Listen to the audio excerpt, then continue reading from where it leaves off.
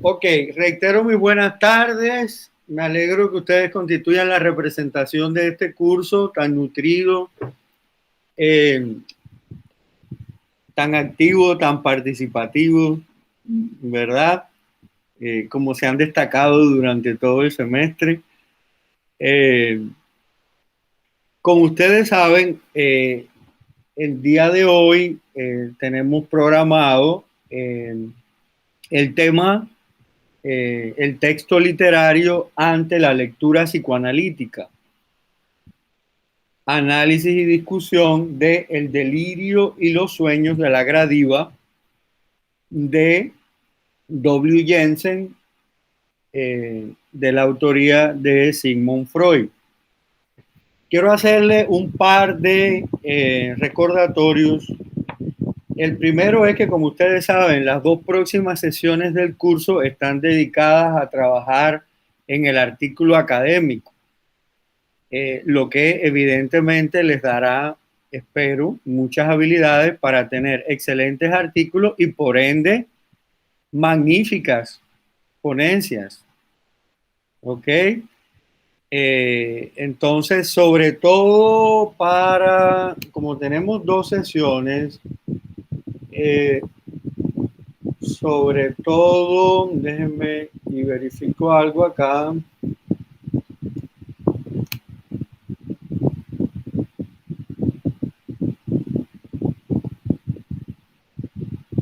Sí, básicamente lo que se espera es que lean bien las instrucciones y que hagan lo que hicimos ayer con el curso de corriente, que traigan sus propios ejemplos de artículos que están usando como antecedentes en su investigación para que lo proyecten y podamos analizarlo juntos desde el punto de vista de la estructuración, de la organización y de la escritura académica.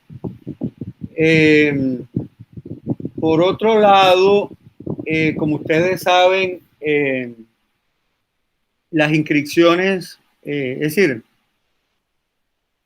el periodo para el envío de propuestas de ponencias en el coloquio está abierto hasta el día 21.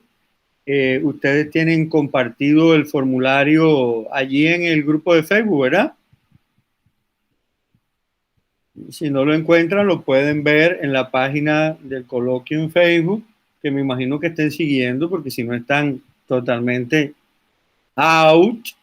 Ahí salen informaciones antes que en el Universal. Y tengan en cuenta una cosa. Hay dos modalidades de participación en el coloquio. Una es, digamos, la más activa, que es la presentación de propuestas de ponencia, pero tenemos también la modalidad de participante, que quiere decir que usted se inscribe, tiene acceso a todas las ponencias, a todas las conferencias, puede discutir, puede comentar y va a recibir un certificado. El que no se inscriba, ni siquiera eso puede hacer, porque solo los que están inscritos podrán acceder a las sesiones. Es decir, es gratis, de libre acceso, previa inscripción. ¿Ok? Entonces, tengan en cuenta las dos opciones, la opción de presentar una ponencia y brillarán como las estrellas, o la de inscribirse como participantes y tendrán experiencia para quizás en el próximo coloquio brillar también. Digamos que son dos formularios distintos, uno es el de participantes y otro es el de ponencia. Si ustedes mandan ponencia, pues no necesitan inscribirse, sino quedarán inscritos y ya se les notificará la decisión. Espero que todas sus propuestas sean aprobadas. Ok. Bueno, eran esos dos anuncios. Bueno, yo quería comenzar la sesión de hoy con una pequeña discusión acerca digamos, de algo que es central en nuestra profesión. La pregunta sería, ¿qué hacemos? Es decir, ¿qué tipo de operaciones nosotros hacemos con los textos culturales? y prefiero decir textos culturales porque creo que es un término que incluye tanto a los textos literarios como a cualquier objeto cultural, ¿verdad? ¿Qué hacemos con los textos culturales o con los textos literarios? ¿Qué hacemos con ellos? Cuando nosotros estamos trabajando, cuando estamos relacionándonos con ellos, ¿qué hacemos? Además de resaltarlo, yo lo resalto siempre con naranja pelican. Tengo naranja pelican, tengo amarillo pelican, este es mi preferido. Pero además de resaltarlo, ¿qué hacemos? ¿Se entiende la pregunta? A Jesús Daniel se le rompió la cámara. Vamos a hacer una colecta para que arreglársela. Qué pena, porque con la cámara rota no puede presentar ponerse en el coloquio. Entonces, no sabemos lo que hacemos con los textos. No saben lo que hacen con los textos. No quiero ni imaginarme qué cosas hacen ustedes con los textos. La verdad me preocupa que no se atrevan a decirme lo que ustedes hacen con los textos. Los analizamos, ¿no? Los analizan, ok. ¿Qué más? ¿Qué otras palabras? ¿Qué cosa, Ana Cristina? Criticamos. Tan criticona. Exacto, fíjese, lo analizamos, lo criticamos, como dice Arrieta, dice interpretarlo. Esa palabra es muy central. Es decir, uno de los procesos que se supone que realizamos con los textos es interpretar, ¿verdad? Y yo asumiría que tanto analizar como comentar fue lo que tú dijiste, Ana Cristina Arao. ¿Qué dijiste exactamente? Criticar. Ya, en fin, criticona. Eso de criticar y de analizar, yo lo veo como tareas subordinadas a, por ejemplo, la interpretación, ¿verdad? Unos dicen que interpretamos textos o que debemos interpretar textos. Otros dicen que debemos explicar los textos. Otros más atrevidos dicen que debemos experimentar los textos o experimentar con los textos. En el fondo, yo pienso que si somos laxos y no tratamos de ser muy rigurosos en lo que vamos a decir, lo que hacemos es leer y compartir nuestras lecturas. Básicamente, de eso se trata. ¿Ok? Ya sea interpretar, explicar, analizar, criticar, explicar, experimentar, hay un proceso básico de leer y compartir lectura. Ahora, el tema es ¿qué nos creemos que es la lectura? ¿Verdad? Todos no creemos que la lectura es lo mismo. Hay una gente que creen que la lectura es una interpretación. Hay otros que creen que la lectura es una explicación. Otros creen que la lectura es una experimentación y otros andan averiguando qué es la lectura. Sobre todo cuando hablamos de la lectura en un nivel profesional, ¿verdad? Estamos hablando, por supuesto, de una lectura crítica a nivel profesional, como la que ustedes, en la que ustedes se están formando. Interpretar, eso me suena como casi como leer las cartas, la verdad. Me suena muy parecido a leer las cartas. Acuérdense cuando leímos a Foucault y a Bars lo que decía. Interpretar es como si hubiera algo allí fijado que podemos encontrar. Si raspamos, está debajo un texto, ¿verdad? Un raspa y gana. Esa idea de interpretar va vinculada a un concepto de literatura, a de que hay algo inscrito en los textos. ¿No les parece? Es como interpretar la Biblia. Interpretemos la Biblia. ¿Qué quiso decir? Es decir, es lo mismo. Un proceso hermenéutico como si los significados florecieran dentro de los textos y estuvieran esperando que nosotros los fuéramos a recoger en ramilletes. Es decir, a veces podemos usarlo en el término, digamos, más pedestre, pero si nos ponemos a pensar, interpretar, da un concepto de la lectura que quizás no es tan fidedigno con el tipo de operaciones que hacemos con los textos. ¿Me entienden lo que les quiero decir? Explicar me parece peor todavía, porque me da la impresión como que todos los que van, todos los demás son niños y necesitamos coger plastilina y decirle, no, que mira el texto, esto, y es decir, pienso que es una operación mucho más elemental. Y además no podemos explicar los textos, porque los textos no tienen una explicación, no tienen una explicación, ¿verdad? Tienen tantas como el que se atreva a explicarlos, ¿verdad? Muchachas, esto es importante. Esto les puede cambiar la vida o las puede convertir en unas profesoras aburridas el resto de su vida. Fíjense. Esta es una idea de literatura que les puede cambiar la vida. ¿Ok? Entonces, por favor, piénsenlo profundamente. ¿Por qué les planteo estas cosas? Bueno, porque este texto que vamos a analizar hoy, El delirio y los sueños de la gradiva, de W. Jensen, escrito por Sigmund Freud, y también el texto que leímos previamente, que en realidad es un texto posterior, Los siniestros de Sigmund Freud, son textos que exponen el método psicoanalítico de lectura de textos literarios.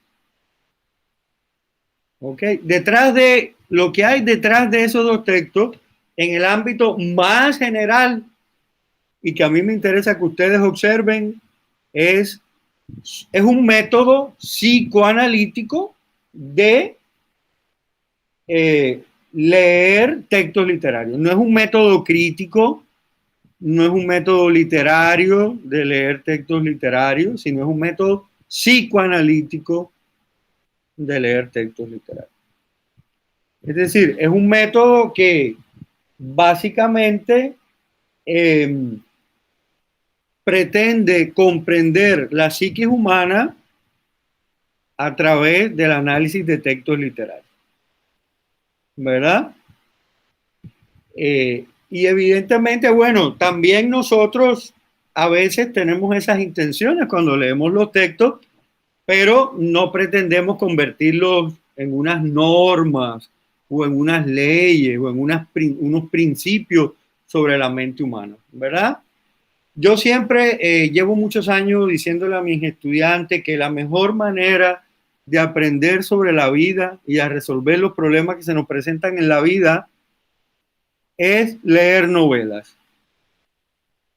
Y la mejor manera de perder el tiempo es leer libros de autoayuda.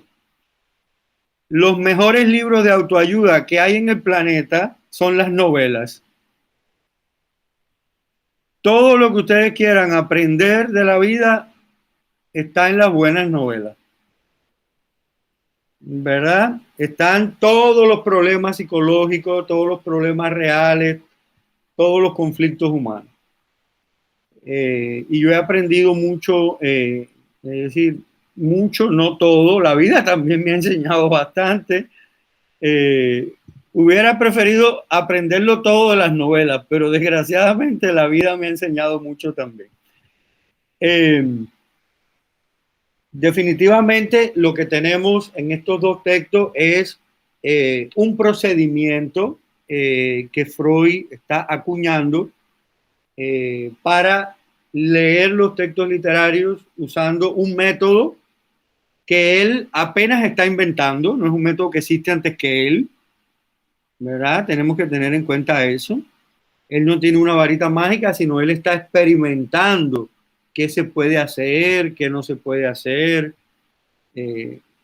A veces se disculpa, dice, ay, estoy usando textos literarios, no estoy usando personas reales, ¿verdad? Porque recuerden que Freud es un psiquiatra y, digamos, es uno de los padres fundadores de la psicología y del método psicoanalítico. En ese sentido, yo pienso que tenemos que considerar que cuando Freud está escribiendo, y recuerden que este es un texto publicado ¿en qué año? 1906-1907, ¿verdad? Imagínense qué estaban haciendo los teóricos de la literatura en ese momento, como les comenté en la sesión pasada. Estaban apenas poniendo las primeras piedras de una teoría científica de la literatura. Los formalistas rusos apenas estaban tratando de establecer, es decir, que tenemos dos momentos de surgimiento. El psicoanálisis está surgiendo y a la vez están surgiendo los estudios literarios actuales, o digamos la teoría literaria. Está surgiendo la teoría psicoanalítica y está surgiendo la teoría literaria. Es decir, que la idea que tiene Freud sobre la literatura es un poco obsoleta, pero se debe a que en ese momento no existía una idea clara de qué era la literatura desde el punto de vista teórico, sino que al mismo tiempo estaba surgiendo las dos teorías, ¿sí? Ahora, yo creo, y esta es una afirmación muy gruesa, muy grande, que tanto en los estudios psicoanalíticos como lo plantea Freud en estos dos textos que hemos estudiado, como en los estudios literarios y en varias disciplinas humanísticas y sociales, se trata crudamente de lo que es verdad y de lo que no es verdad. ¿Ok? De identificar qué es verdad, qué es real y qué es sueño, qué es ficción, qué es mentira, qué es invención. Es decir, nuestra cultura, la cultura de la que nosotros somos herederos, la cultura europea, occidental, y digamos, somos herederos de otras culturas también, pero es la cultura que nos ha metido el pie bien, la cultura europea a nivel de producción de conocimiento, ha estado absolutamente preocupada por eso. Entonces, por eso las novelas a veces han sido tan problemáticas en la historia de la humanidad, porque son verdad, son ficción, son buenas para la moral, no son buenas. Es decir, hay una gran preocupación. Freud dice, los sueños, ¿qué tienen que ver los sueños con la realidad? ¿Verdad? En Lo Siniestro dice, pero son cosas familiares o no son familiares, dan miedo o no dan miedo, son reales, son inventadas, son fantasmas, ¿qué son? Es decir, tenemos una obsesión en nuestra cultura y quizás posiblemente en otras culturas humanas de dividir tajantemente lo que es verdad y lo que es ficción, que es una palabra bonita para decir mentiras. ¿Ok? Bueno, pasado ese prólogo, sería importante que tuviéramos en cuenta que lo mismo que en Los Siniestros, Freud estaba realizando un análisis, me pueden interrumpir cuando quieran, estaba haciendo un análisis de El hombre de la arena de Hoffmann, en su libro Cuento Fantástico, que es un escritor alemán de finales del siglo XVIII, y en este caso está analizando una novela. Imagínense, no es solo como en Los Siniestros, que era un cuento, aquí es toda una novela que se titula La Gradiva o Gradiva, una fantasía pompeyana. Es el título completo de la novela. El autor es también alemán, como en el caso, bueno, de Hoffmann, y es una novela que se publica en 1903. ¿Ok? Wilhelm Jensen es un autor más o menos contemporáneo, bueno, quizás de una generación previa a la de Freud, porque nace en 1837 y muere tempranamente, diría yo, como con, bueno, no tan tempranamente, muere, a ver, como con, no muere tempranamente, como a los 70 y pico de años, es decir, a principios de la primera década del siglo XX. Imagínense si la vida es irónica. Jensen era un autor súper popular en su época, escribió 700 novelas, pero, oh justicia poética, la única que se recuerda es La Gradiva. ¿A qué creen ustedes que se debe que la única que se recuerda es La Gradiva?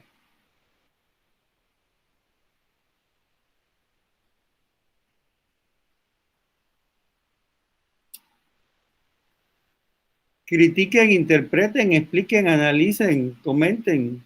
¿Por qué será que La Gradiva es la única novela que nos acordamos del pobre Wilhelm Jensen? ¿No se les ocurre nada, ninguna hipótesis? Que fue la que analizó Freud. Exactamente, Catherine. Esa es la única y plena razón.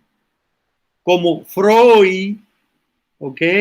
Catherine, Freud, no te dé pena. Una de las cosas que tenemos que hacer es aprender a pronunciar lo mejor posible los apellidos extranjeros, ¿ok?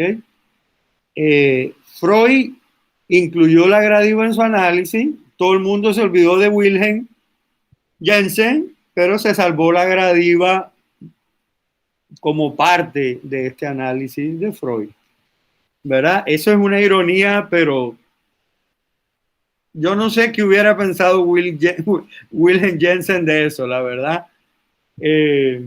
Hubiera sido, creo que un poquito, mínimo se corta las venas, ¿verdad? Tanto esfuerzo y lo recuerdan por el otro, no por él. En ese sentido, les quiero proyectar algunas cosas que les compartí ya en el grupo, que son más que todo referencias que creo que es importante que deben tener en cuenta. Por un lado, tenemos la edición original de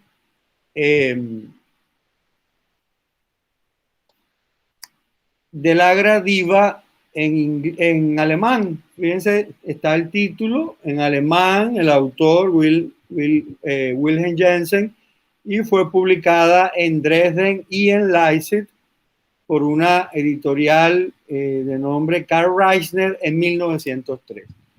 Es decir, que cuando se animen a leer la gradiva en alemán, ya saben que está totalmente disponible para ustedes.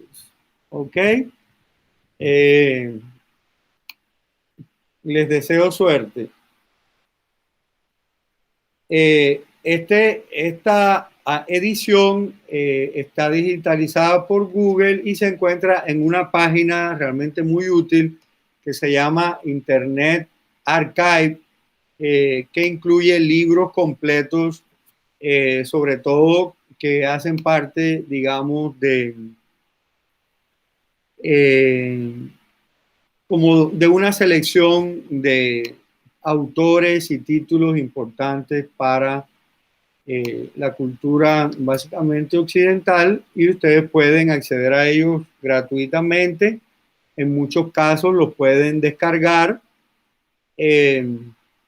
y además pueden crear un usuario en esa página para prestar libros, porque hay algunos que se prestan, no se pueden descargar. Pero bueno, como es un poquito complicado leerlo en alemán, yo les recomendaría que lo leyeran en español. Siempre es interesante a la hora de estar leyendo un texto teórico como este, que está basado en el análisis de un texto literario específico, pues tener una versión de primera mano del texto literario. Es decir, sería valioso si ustedes decidieran profundizar un poco más en el psicoanálisis, que leyeran directamente La Gradiva de Wilhelm Jensen. Yo les compartí una edición publicada por la editorial Poseidón en Buenos Aires en 1946. Es decir, que es posiblemente una de las primeras traducciones de La Gradiva al español, y pueden descargar el libro completo de ese enlace que les he compartido. Fíjense que parece que tiene muchas páginas, pero en realidad se trata de que el formato en que está presentado es muy pequeño. Es decir, lo que hay allí de texto no es ni media página en realidad. Porque dice que tiene 206, pero en realidad con ese formato no es mucho lo que tiene. ¿Ok? Listo. Por otro lado, es decir, el texto de Freud tiene varios antecedentes, varios componentes. Por un lado, se está basando en una novela publicada, ¿ok? Pero también se está basando en otro objeto cultural. ¿Ustedes podrían recordarme cuál es el otro objeto cultural en el que se basa Freud en este análisis? Profesor, yo creo que es otra obra que se llama La interpretación de los sueños, creo, pero no me acuerdo de quién es el autor de esa. Bueno, eso es cierto, Catherine. Él menciona continuamente un libro suyo que se llama La interpretación de los sueños, que en realidad es un libro muy famoso. Es decir, básicamente lo que él hace en La Gradiva es un ejercicio de interpretación a partir de su propio libro, La interpretación de los sueños. Pero La interpretación de los sueños es un bestseller del pensamiento occidental. Seguramente lo consiguen hasta pirateado en el Parque Centenario, porque es un libro muy leído. Pero no me refería a eso, Catherine. Me refiero a otro objeto cultural que hace parte de la novela de Jensen y hace parte del análisis de Freud. ¿A qué me refiero?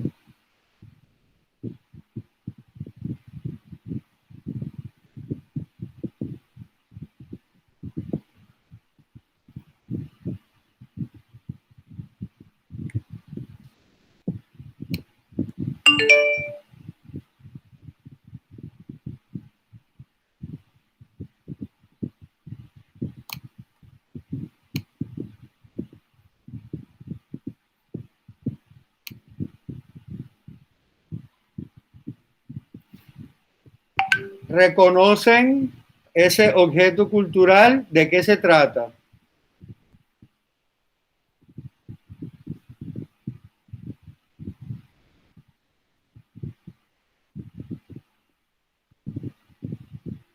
¿Ustedes leyeron el texto de Freud para hoy?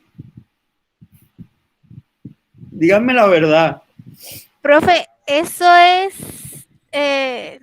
lo que el arqueólogo estaba analizando, si no que no me acuerdo cómo se llama.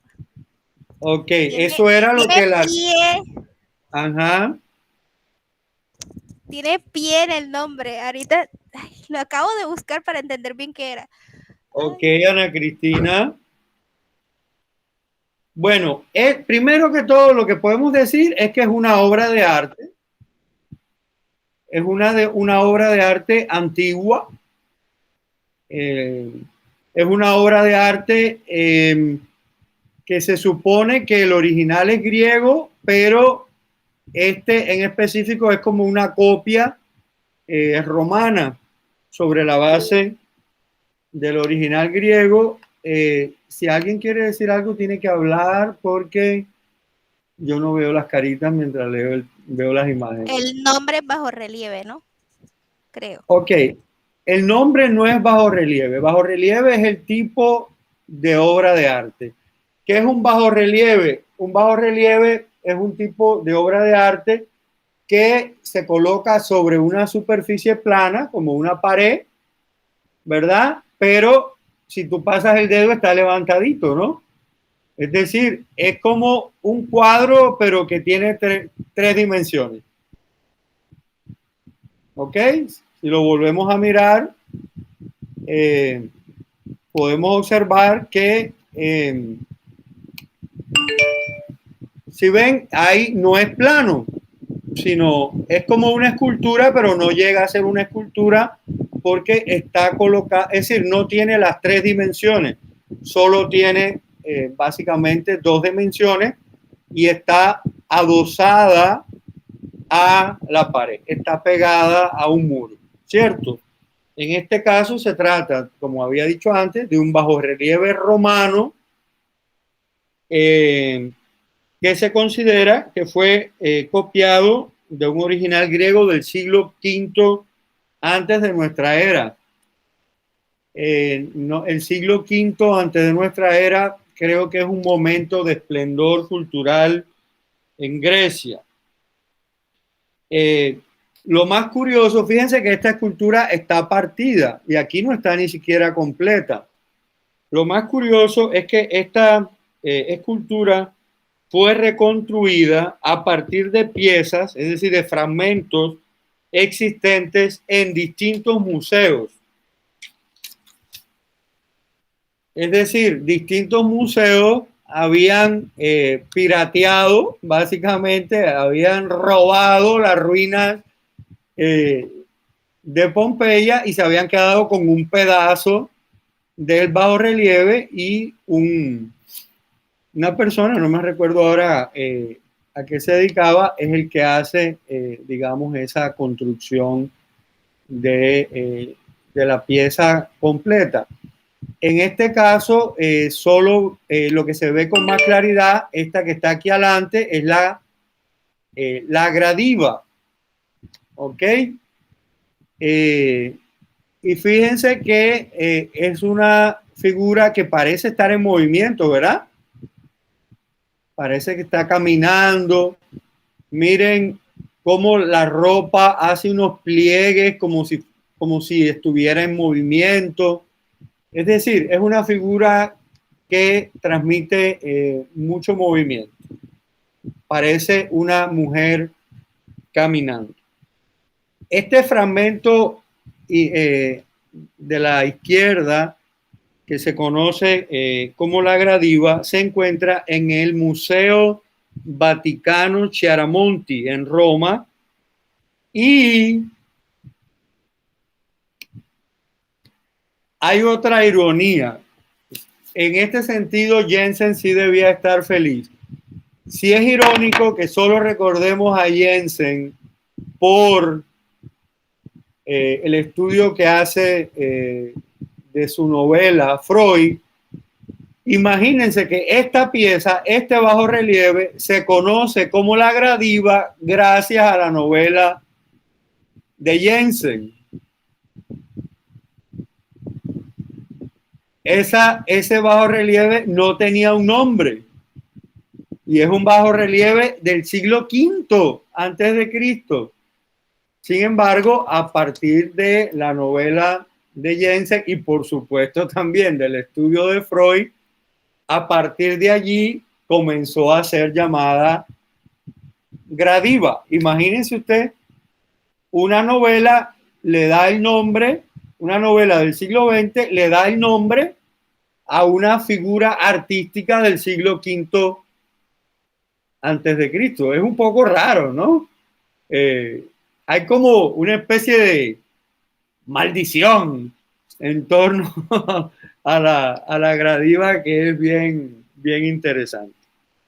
Bueno, pasemos, si tienen alguna pregunta, algún comentario hasta el momento.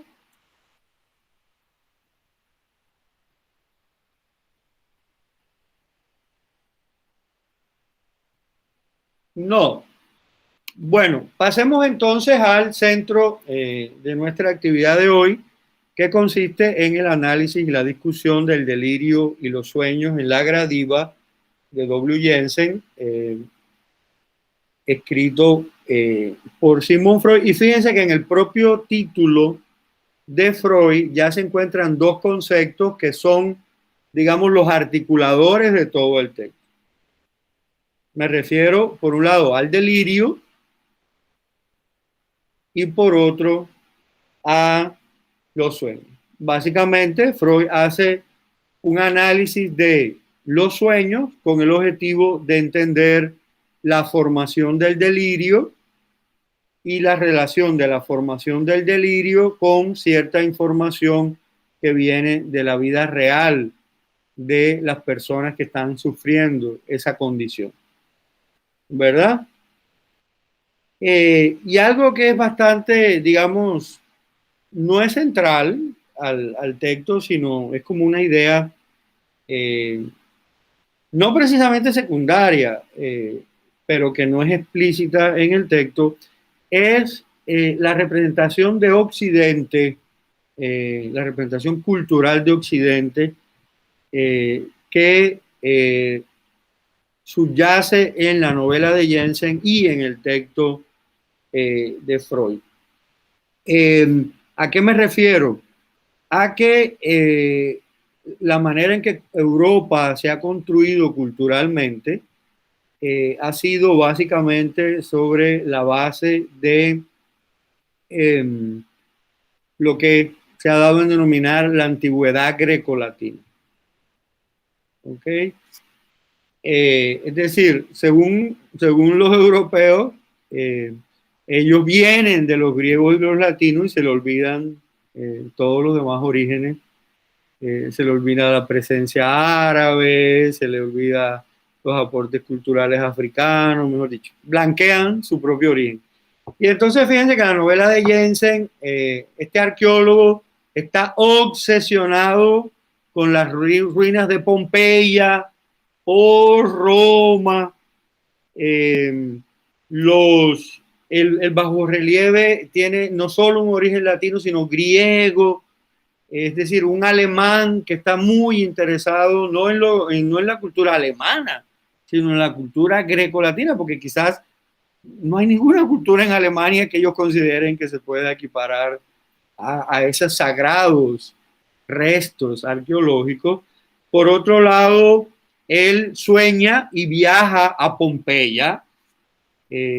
Pompeya es un gran símbolo de la cultura grecorromana, especialmente porque debido a la erupción del volcán, no me acuerdo cómo se llamaba el volcán, la cosa es que Pompeya quedó conservada casi como era, porque el volcán, recuerden lo que pasó ahora en las Islas Canarias, la lava del volcán dejó, digamos, conservó las calles, las casas, y evitó que fueran destruidas por el tiempo. Entonces Pompeya es como un gran referente de la arqueología de la antigüedad griega, pero igual tengan en cuenta que los viajes de bodas a Italia, todos quieren viajar a Italia, todos pueden viajar a Italia, es decir, no, encima porque hay calor, porque hay playas, pero además porque están todos los restos de la cultura antigua, etc. Es decir, hay toda una mitología cultural donde los griegos y los romanos se ponen por encima de todas las demás tradiciones culturales. Y a eso, ¿cómo se le llama a eso según Aníbal Quijano?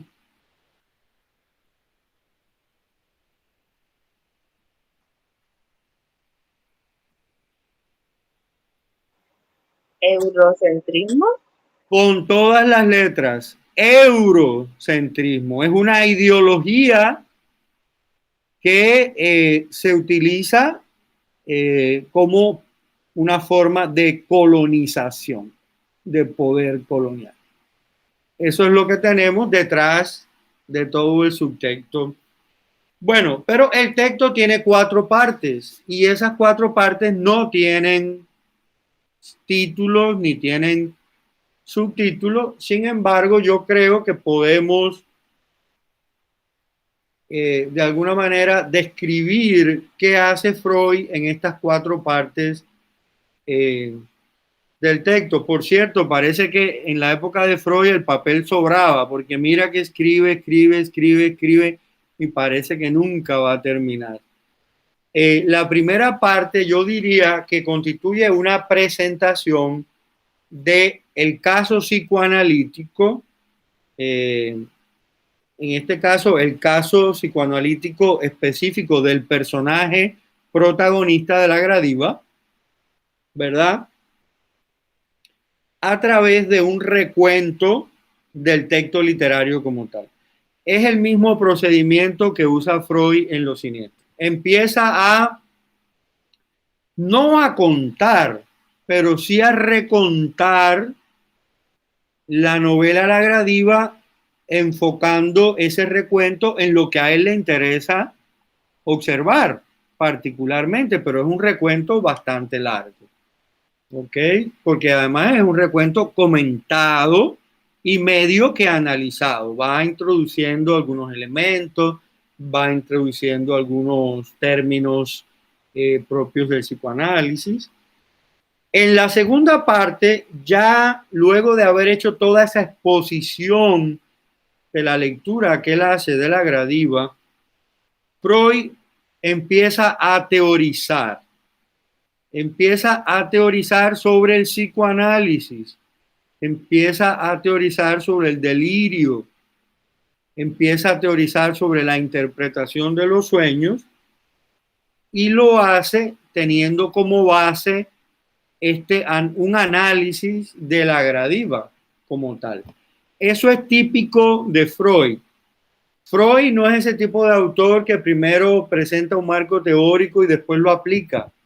No, lo habrán observado en Los Siniestros. Freud empieza analizando los textos literarios como tal, con mucho detalle, y luego, a partir de su análisis de esos textos literarios, él comienza a inferir unos conceptos, unas ideas principales y unas teorías, ¿verdad? Él no pone las teorías primero, las teorías son el resultado del análisis que realiza.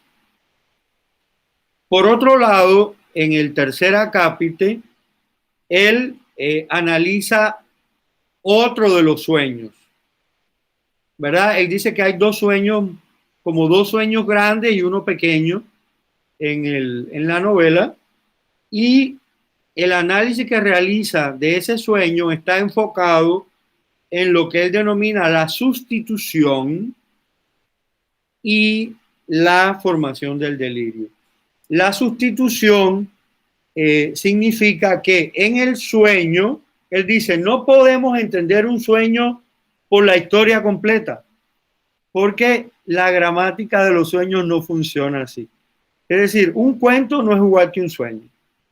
Los sueños, los cuentos tienen inicio, desarrollo y desenlace, pero en la gramática de los sueños hay cosas que parecen estar, que continúan o que siguen, pero que en realidad no tienen ninguna relación, sino han sido sustituidas de alguna manera por el que sueña. Entonces, a veces contamos los sueños, pero es complicado porque a veces no tienen sentido o no parecen tener sentido para nosotros, porque no hay los sueños no son una historia que se pueda contar de inicio a fin, aunque parezcan una historia que se puede contar de inicio a fin. Y finalmente, en el acápite 4, Freud presenta unas conclusiones bastante abiertas en realidad, en la cual a mí me gustaría resaltar que él parte de los casos literarios. Tenemos ya, por ejemplo, el caso del hombre de la arena, ahora tenemos el caso de la Gradiva, y es curioso que Freud llama de una manera un poquito rara, yo diría que casi despectiva, a esos casos literarios. ¿Cómo le llama él?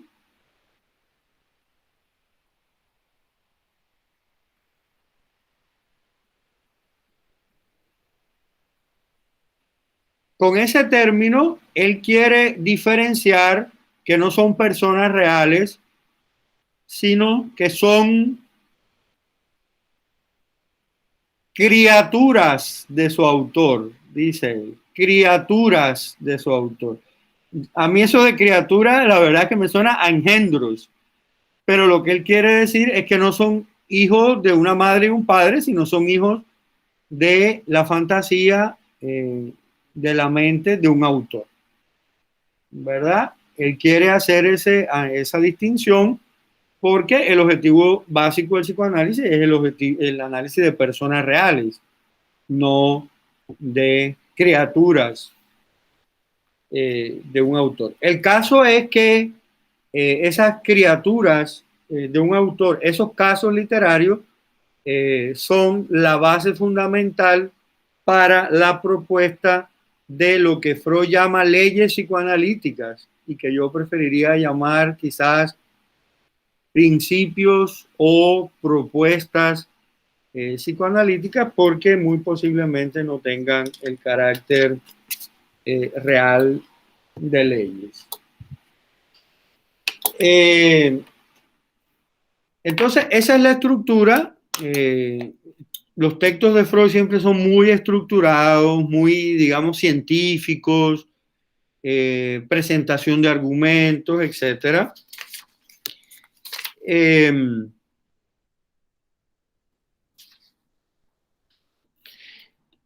Y lo que es más interesante al inicio es que Freud equipara los sueños con la literatura. Él dice que la literatura imaginativa es como sueños que no fueron soñados, ¿ok? Sino sueños que constituyen en realidad personajes de invención, dice él, o la trama de un relato.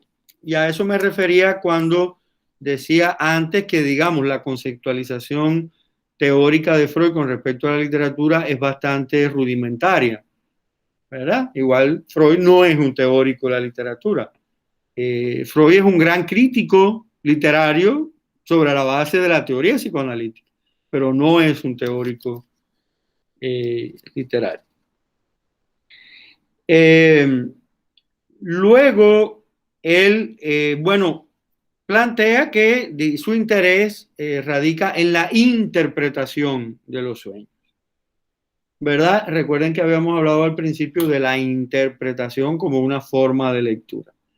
Es decir, Freud cree que en los sueños hay un saber y que ese saber es interpretable, que los sueños no son solo sueños, sino que hay una verdad, un conocimiento que se puede extraer de los sueños. Y luego dice que los sueños están muy vinculados con los deseos. Y eso es bastante importante, esa relación entre los sueños y los deseos. Y anuncia que hace algunos pocos años ha publicado su libro La interpretación de los sueños, fue en 1899, y definitivamente es uno de los libros más importantes de Freud. Luego en la página 8, él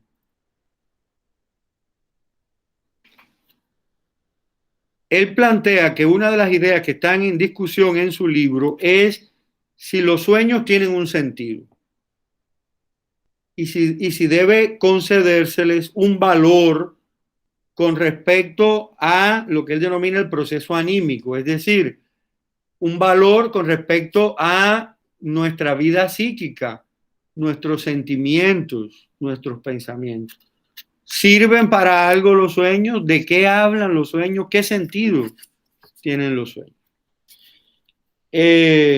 Y asume que el objeto de estudio que él va a utilizar para hacer ese análisis de los sueños es precisamente la literatura, porque considera que en la literatura radica un importante valor, digamos, una importante fuente del saber psicoanalítico.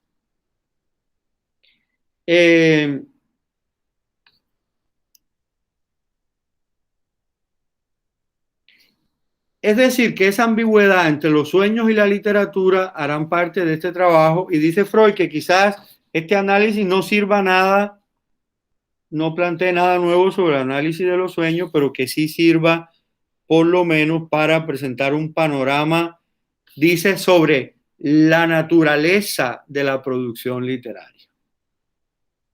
Un psicoanalista que está analizando un texto literario con el fin de crear un conocimiento psicoanalítico, pero piensa que quizás no va a producir nada nuevo sobre los sueños, porque ya él publicó el libro La interpretación de los sueños, pero sin embargo que quizás pueda aportar a la naturaleza de la producción literaria. Es decir, de dónde viene la producción literaria, cómo se produce, cuáles son esos mecanismos que acercan a la producción literaria con los sueños. En ese sentido, su metodología implica, bueno, él dice, puedo usar dos metodologías. Una, concentrarme en un caso especial, que en realidad es lo que termina haciendo con la gradiva, o otro, recopilar todos los ejemplos que haya de sueños en la literatura, que suena como un poquito interminable. Y tengamos en cuenta que la gradiva se publica, como habíamos dicho, en 1903 y Freud está escribiendo en 1907, lo que quiere decir que es un libro relativamente muy reciente, no es un clásico, no es un libro importante, es un libro reciente que por algún motivo, bueno, por la idea de los sueños, llama la atención de Freud. Y bueno, nos presenta toda esta historia que ya ustedes han leído de Norbert Hanold, que es un arqueólogo, pero es un arqueólogo que no quiere saber de nada que esté vivo, sino solo quiere saber de las piedras y de su trabajo.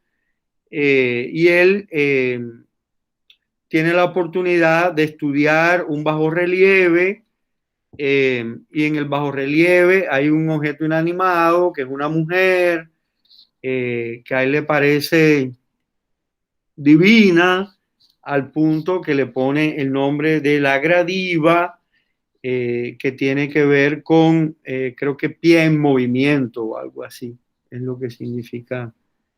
Es decir, significa la que avanza, es decir, la que tiene los pies en movimiento. Entonces, bueno, él tiene ese sueño de que él va a Pompeya, justo en el momento de la erupción de Pompeya, y él cree que la gradiva vive en Pompeya, y qué cosa tan terrible, que él está sufriendo el volcán, pero también la gradiva, y él quiere encontrarla, la quiere salvar. Es decir, es un sueño bastante agitadito, como después de ver una película de terror. Y es ese tipo de sueño que seguramente nosotros hemos soñado, que nos despertamos y por un rato seguimos sintiendo el mismo miedo, la misma incomodidad, como si pensáramos que el sueño es real. Es decir, que nos cuesta trabajo desprendernos del sueño y de asumir que, fue un sueño. ¿No les ha pasado? Bueno, parece que sí.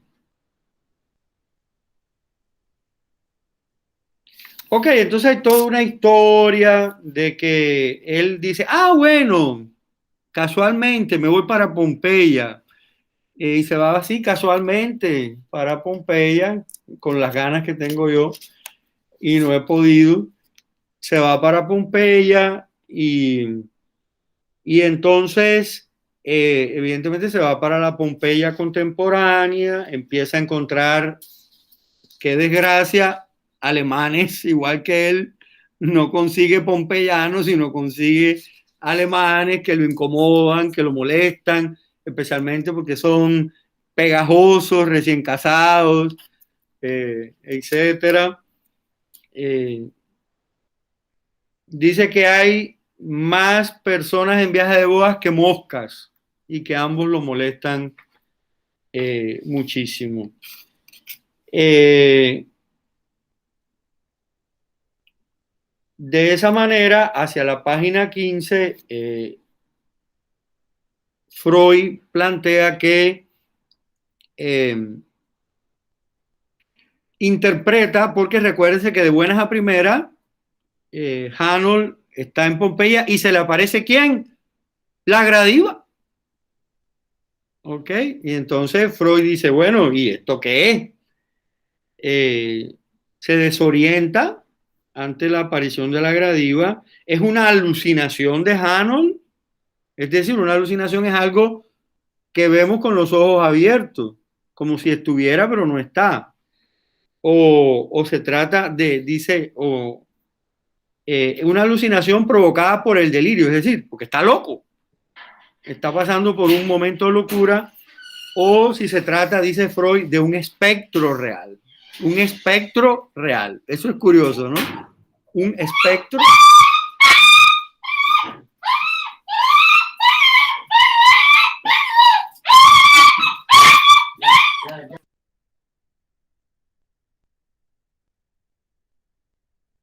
Ya ustedes conocen a Cassandra, ¿verdad? Ella es muy emotiva, especialmente cuando llegan seres queridos a la casa. Entonces, esto de los espectros me recuerda a Los Siniestros, ¿no? Que es un libro que ustedes saben que no es un libro, es un artículo que él publica después y aquí apenas lo está anunciando, pero luego le dedicará mucho más importancia a los espectros cuando publique Los Siniestros. Pero bueno, hay muchos símbolos también que hacen parte del sueño, pero que también aparecen en la realidad. Por ejemplo, la lagartija. Es súper curioso porque la lagartija camina sobre el pie de la Gradiva y demuestra que la Gradiva no está quieta, sino que en realidad la Gradiva está en movimiento. Pero resulta que cuando él le habla, cuando Jano le habla a la Gradiva, me imagino que le habló en latín, creo que fue, no me acuerdo. La Gradiva le contesta en alemán. ¡Wow! ¿Qué carajo es esto? ¿Cómo una pompeyana del año 78 antes de nuestra era va a contestarme en alemán? Una lengua que no existía en esa época. Y entonces es cuando uno como lector empieza a enredarse. Bueno, ¿y aquí qué está pasando?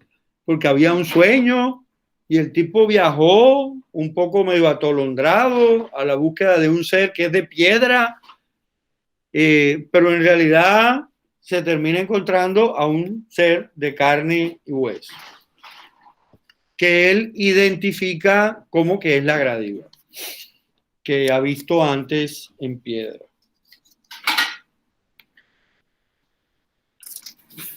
Ok, sigamos avanzando a pasos agigantados, porque Freud se demora bastante y nosotros no tenemos todo ese tiempo. Uy, cuántas páginas, me voy a adelantar, qué chévere.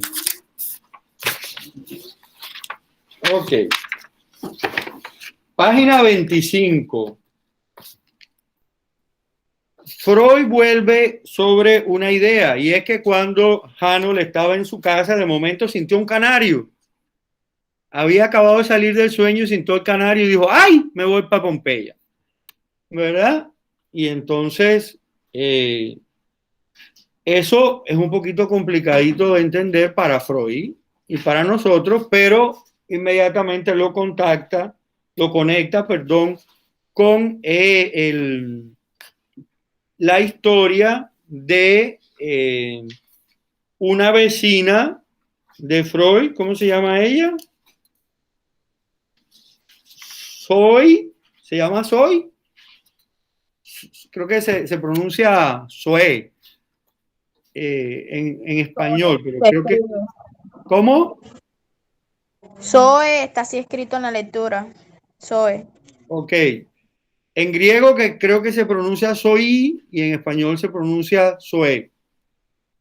Entonces Freud introduce el detalle de que en la novela el padre de Zoe, que además significa vida, que además significa que está viva, que no es de piedra, es hija de un profesor de zoología.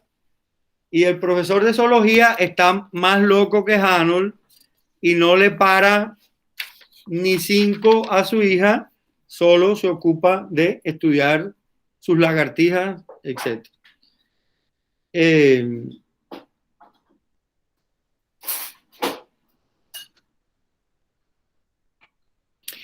Y ya hacia la página 26, ya Freud empieza a hacer determinadas conexiones.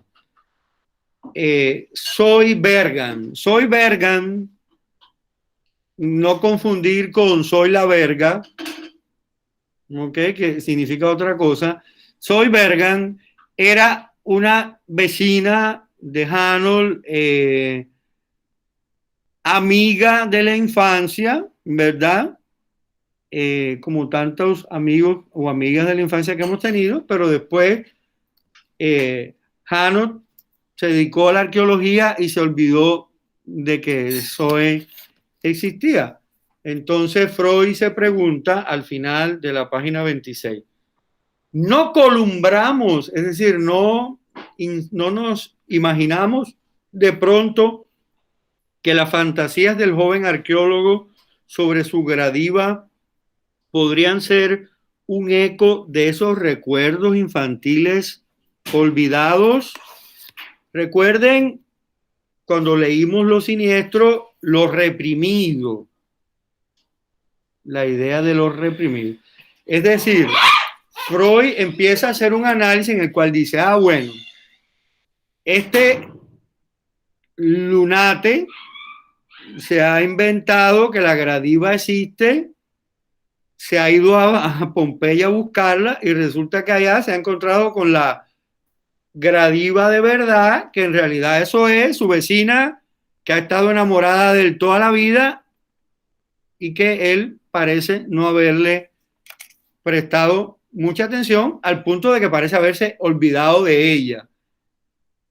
Pero cuando se la encuentra, la identifica, es decir, el amor ideal con el objeto inanimado en relación con un amor de carne y hueso, con una atracción de carne y hueso, pero lo importante es que Freud remite eso a los recuerdos infantiles de Zoe y de Hanold.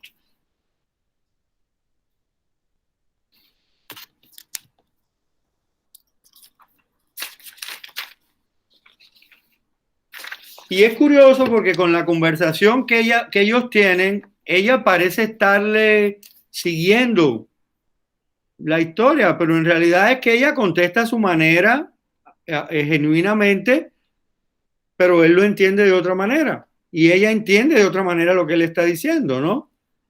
En este sentido, si hay un concepto importante, es el de represión, que Freud lo presenta en la página 29 del texto. Hay un solo párrafo allí en esa página y Freud dice, ese olvido ha recibido en la psicopatología el nombre de represión o esfuerzo de desalojo.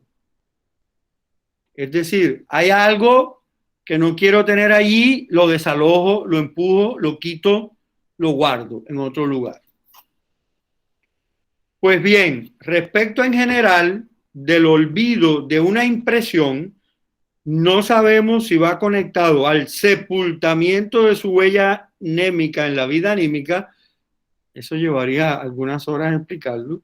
En cambio, sobre la represión podemos aseverar categóricamente que no equivale al sepultamiento, la extinción del recuerdo. Recuérdense lo que vimos en Lo Siniestro. Es decir, Lo que está reprimido no ha desaparecido, sino está escondido y puede volver en cualquier momento. ¿Ok? El regreso de lo reprimido. No está sepultado, sencillamente está oculto y puede volver a aparecer en una determinada circunstancia. Si yo fuera a hacer un artículo sobre esto, este sería un artículo crítico basándome en este texto. El concepto de represión sería muy importante en el análisis de ese artículo. Fíjense cómo continúa diciendo en la página, al principio de la página 30. Justamente aquello que se escogió como instrumento de la represión pasa a ser el portador de lo que retorna. El trauma que regresa, como en los siniestros. Dentro de lo represor y a sus espaldas se impone al fin triunfante lo reprimido. Es decir, lo represor y lo reprimido. El trauma es lo represor y las consecuencias del trauma son los reprimidos.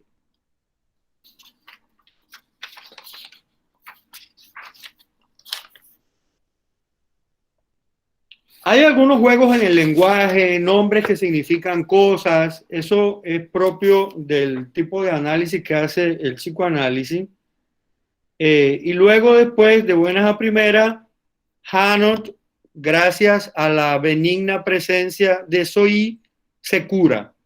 Sale de su delirio, empieza a pensar en el amor, tiene ganas de casarse, ya no le molestan las moscas ni los recién casados alemanes. ¿Sí?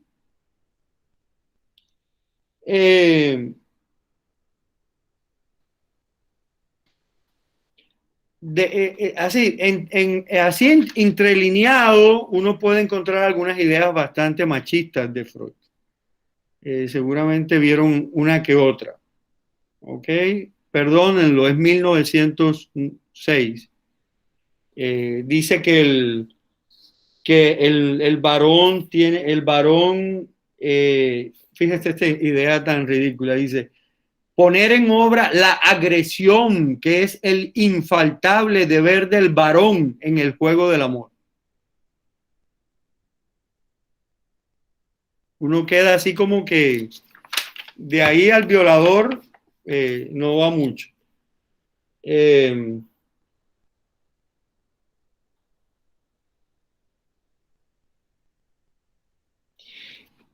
Y por esa vía, a donde quiere llegar Freud, es que el erotismo es un elemento muy importante de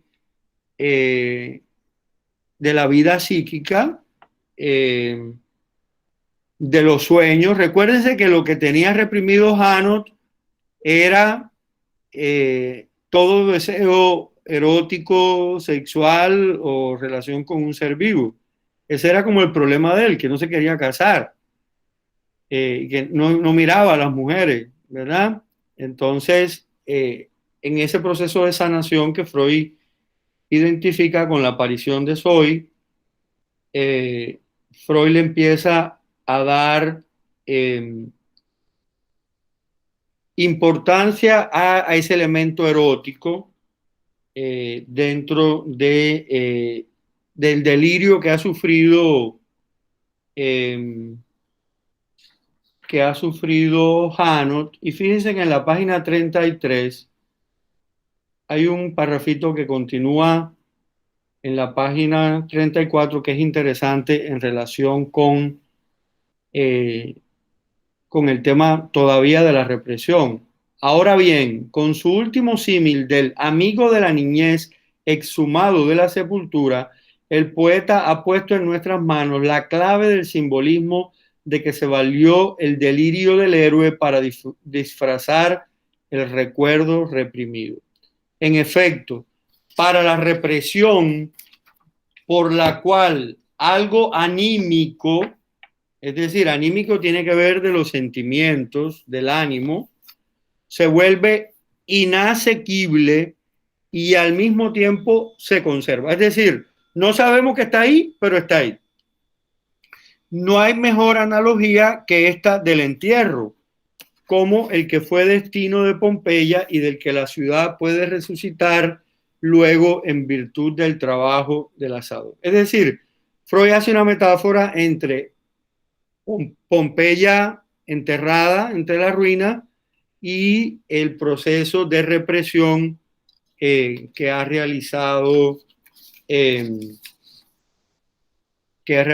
Janot con respecto a sus recuerdos infantiles.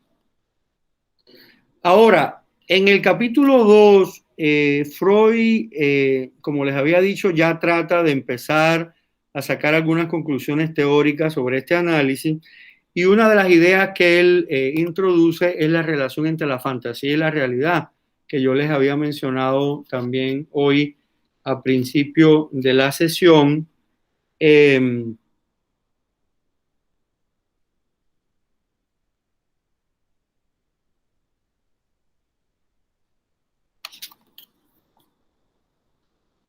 Y, digamos, empieza a tratar de caracterizar esos dos campos, el campo de las posibilidades de lo real, de lo que es enteramente verosímil. Recuerden la diferencia entre lo verdadero y lo verosímil, ¿verdad?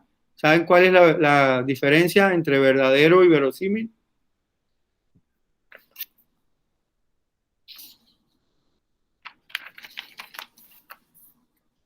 Lo verdadero es lo que es verdad y lo verosímil es lo que parece verdad, ¿ok? No lo podemos creer aunque no sea verdad. Es una mentira bien contada. Lo verosímil es una mentira bien contada, ¿ok? Ahora, en la 38, él define otro concepto que es importante para el texto, que es el de delirio. Que es el término que él utiliza para referirse a el trastorno que está sufriendo Norbert Janot. Dice Freud que el delirio tiene dos caracteres principales, ¿ok? Se caracteriza por dos cosas fundamentalmente. La primera es porque pertenece al grupo de los estados patológicos. Patológico significa, ustedes saben, enfermedad, a los que no corresponde una injerencia inmediata sobre lo corporal, sino que se expresan solo mediante indicios anímicos. ¿Qué quiere decir eso? El delirio es algo que pasa en la mente de las personas, pero que no los hace, por ejemplo, agredir a nadie, ni los hace caminar de espalda, ni los hace voltear la cabeza para atrás, como en las películas. Es decir, es una patología que no tiene consecuencias corporales, ¿verdad? La segunda característica que plantea Freud es que el delirio se caracteriza porque en él lo que él denomina algunas fantasías dominan al sujeto de manera que cobran influjo sobre la acción. Es decir, el sujeto puede comenzar a actuar sobre la base de esas creencias fantásticas. Es el caso de Janot, que después de impresionarse con el bajo relieve y de tener ese sueño tan vívido, se va para Pompeya, ¿verdad? No hay ninguna lógica en que él se fuera para Pompeya en ese momento, ¿verdad?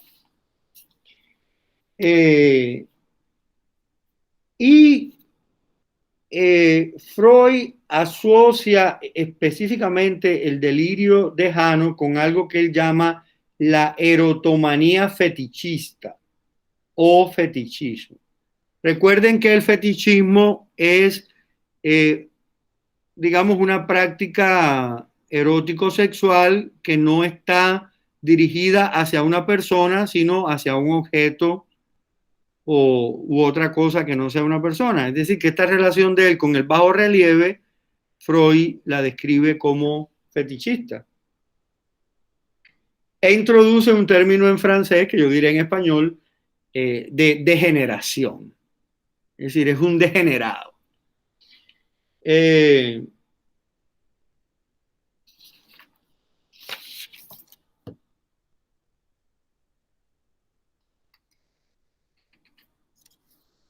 Y creo que hay un momento, no sé qué hace, no sé, quizás ustedes recuerden mejor, no sé qué hace Norbert, él como que le da un manotazo a Zoe o algo así, ¿no recuerdan?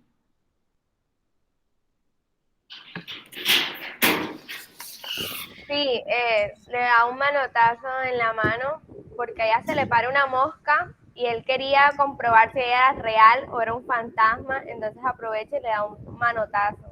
Ajá, de paso mata a la mosca y sabe si es fantasma o no. Sí. Perfecto, Katherine, muchas gracias. Por eso en la página 39, Freud plantea que hay una unión entre ternura y agresión. Y que esa unión se exterioriza, en el caso de Hanot, a través de lo que él denomina un erotismo inmaduro de la vida infantil. ¿Ok? Que solo con acción retardada exterioriza. Es decir, Hanot es un degenerado, es un retardado que no disfrutó la amistad de Zoe cuando era niña, y ahora que ya es un tipo en edad de casarse, de buenas a primeras, empieza a vivir una relación tierna, pero a la vez agresiva, con ella, que Freud considera que es el resultado de una inmadurez, es decir, de que su erotismo no se desarrolló adecuadamente durante su infancia. Todas las teorías de Freud van a la sexualidad infantil. Para Freud, todo se explica con la sexualidad infantil y todo se explica con el sexo. Para Freud, todo tiene una explicación sexual. Ese es como uno de los elementos centrales del psicoanálisis. Y no estamos hablando de Freud como persona, estamos hablando realmente de una escuela de las ciencias humanas muy importante, que es el psicoanálisis. En este caso, fíjense que él dice que Hanot es un fetichista del pie, porque lo que lo enamoró él fue el pie de la gradiva en el bajo relieve.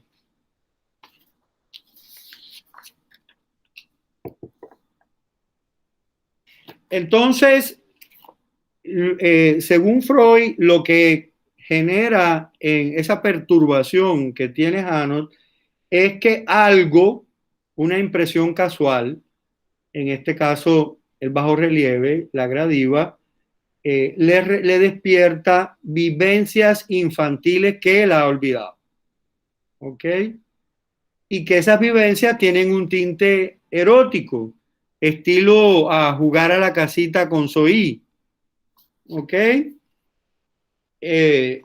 Y ahí presenta otro concepto importante que es el de la inconsciencia o el inconsciente.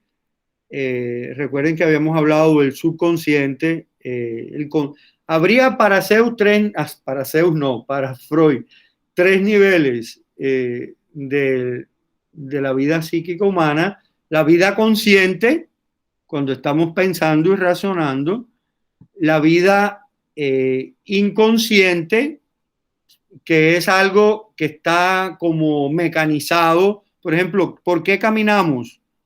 ¿Por qué movemos los brazos? ¿Por qué sabemos que si no nos desviamos un poquito podemos chocar con la pared?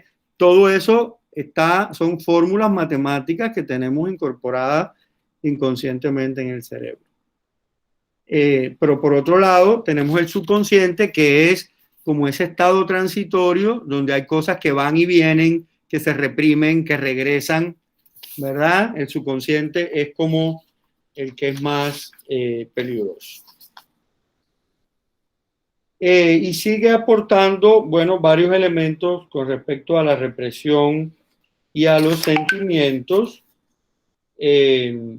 especialmente el tema de la represión de la vida amorosa, que es lo que Freud considera como el elemento más importante de lo que le está pasando a Hanaud, y que se refleja en esos sueños que él ha tenido y en sus actitudes, en sus acciones, un poco como fuera de lo normal.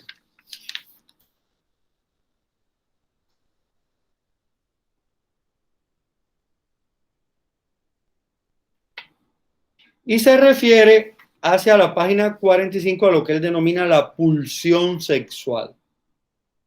Es decir, algo que nos está latiendo en nuestra actitud, que tiene un origen en la sexualidad.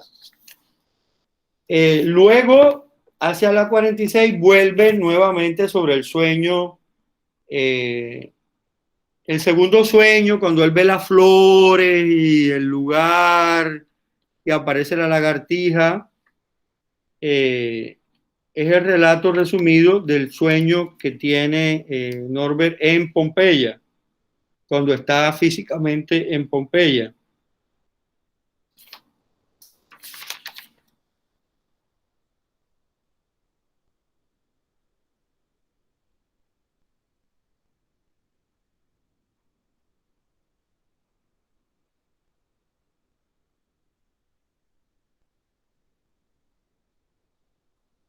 Ok, entonces él continúa esta teorización y plantea que generalmente lo que se ha hecho con los sueños al analizarlos es tratar de encontrar algo directamente en la realidad que se conecte con los sueños, y cuestiona esa idea.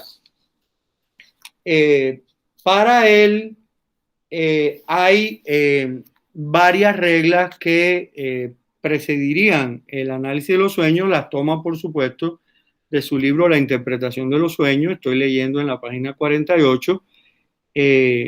Primero dice que un sueño se entrama regularmente con las actividades de la víspera. Es decir, el sueño de la noche tiene que ver de alguna manera con cosas que nos pasaron el día que acaba de terminar. Pero por otro lado, plantea que dice, cuando tras un sueño la creencia en la realidad de las imágenes oníricas dura un tiempo insólitamente largo, es decir, cuando nos despertamos y seguimos creyendo en el sueño, no podemos salir del sueño de alguna manera. Eso implica para Freud un espejismo del juicio provocado por la vivacidad de aquellas imágenes. Es decir, no constituye un espejismo de esas imágenes, sino que es un acto psíquico en sí que asegura el contenido del sueño. Es decir, si un sueño nos asusta, no es necesariamente porque las imágenes del sueño sean de miedo, sino porque hay un acto psíquico, una actividad propia del cerebro que genera esa actividad. Y él dice que lo que sucede en los sueños es que hay una desfiguración o una dislocación por desplazamiento, lo que quiere decir que reemplazamos elementos de la realidad y del subconsciente para crear un discurso que no está conectado directamente con la realidad, aunque tiene determinados nexos con ella.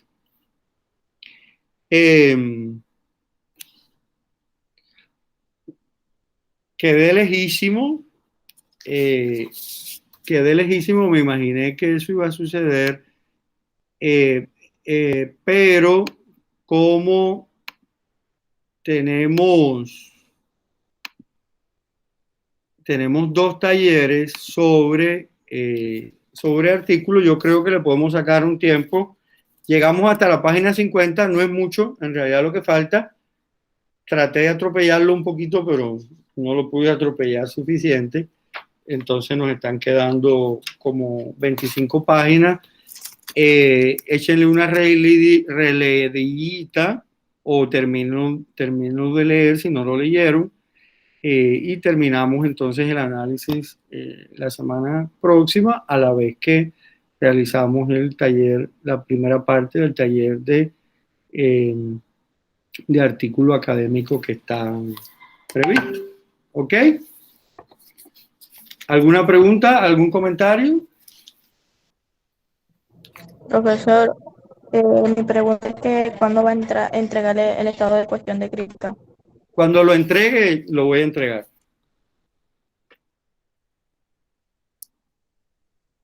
Cuando tú veas que tú lo recibes, es que lo entregué. No lo sé todavía. Lo que van a recibir de momento es van a recibir el resumen y si, ¿para qué fecha está la entrega del artículo de crítica? 8 de noviembre. Casi tenemos un mes. Entonces, no veo cuál es la prisa, María Camila. No, sino que el domingo tenemos que entregar el proyecto de investigación este domingo. Por el proyecto. ¿Verdad? Se me olvidaba el proyecto. Bueno, yo creo que podemos mover la entrega del proyecto. ¿Ok? Yo voy a revisar. Pienso que lo podemos estar moviendo para... hoy es 15.